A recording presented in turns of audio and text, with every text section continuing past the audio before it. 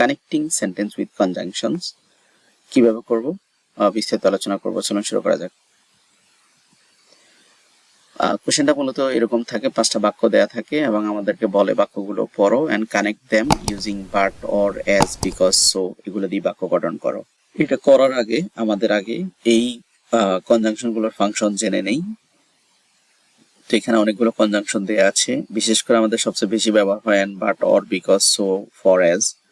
And ব্যবহার হয় similar বিষয় যোগ করার জন্য, বাট ব্যবহার করা হয় একই বিষয়ের ভিন্নতা আনার জন্য, তারপরে হচ্ছে অর হচ্ছে চয়েস বা অল্টারনেটিভস ব্যবহার করার জন্য, বিকজ হচ্ছে কারণ এক্সপ্লেইন করার জন্য, সো ফলাফল বোঝানোর জন্য, ফর কোনো কিছুর উদ্দেশ্য বোঝানোর জন্য, আর অ্যাজ হচ্ছে যখন বা যেহেতু বোঝানোর জন্য, as explaining any matters.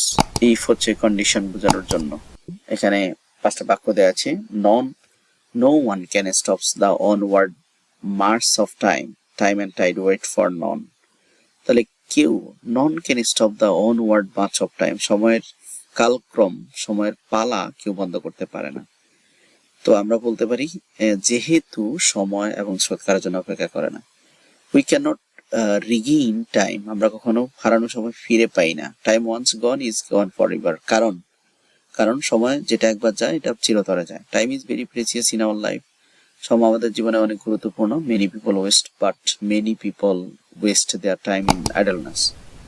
Some students waste their time in Facebook, অনেক শিক্ষার্থীরা ফেসবুকে টাইম ব্যয় করে। They can not prepare their lesson, so তাই ফলাফল বোঝানো যায়। শিক্ষার্থীরা সময় নষ্ট করে ফেসবুকে, তাই পড়াশোনায় মনোযোগ দিতে পারে না, পড়াশোনার প্রস্তুতি নিতে পারে না। We all should make the best use of our time, আমাদের সবাই সময় সম্পর্কে সচেতন বা সতর্ক হওয়া উচিত, অথবা সময় সদ্ব্যবহার করা উচিত।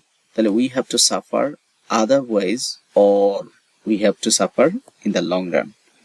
তো যাই হোক, কখন কি ব্যবহার হয়, বিশেষ করে 4টা 5টা লিঙ্কিং ওয়ার্ডে ঘুরে ফিরে ব্যবহার হয়। আপনারা এগুলা আশা করি